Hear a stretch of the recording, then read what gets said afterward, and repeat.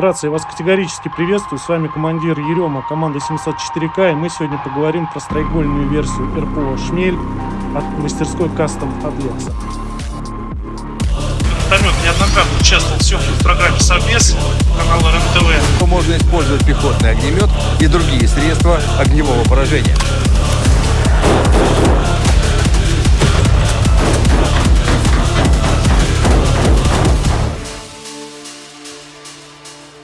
Гранатомет сделан на базе отстрелянного тубуса РПО «Шмель» с сохранением всех подвижных механических элементов. Рукоять переноски, рукоять предохранитель, спусковая скоба и механический предохранитель предотвращения случайного нажатия на спусковую скобу.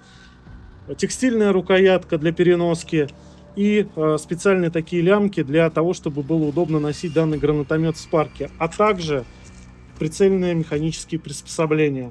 Специально под нас Лекс пошел навстречу и сделал нам вот такую заглушку на ствол для сохранения антуража самой трубы, а также для, скажем так, проведения мероприятий по военно-патриотическому воспитанию и обучению личного состава военнослужащих, так как сохранены все механические подвижные части гранатомета.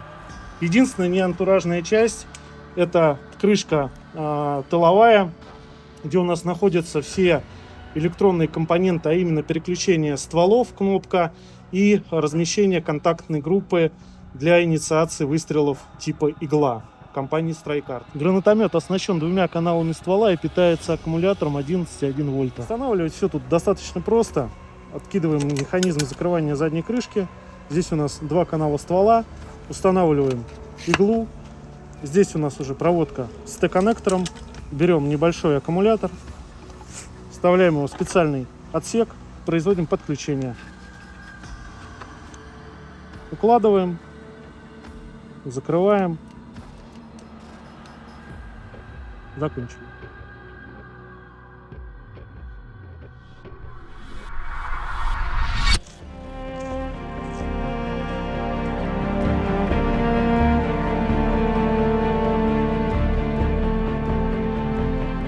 Во время произведения выстрела очки должны быть на вас. Выстрел!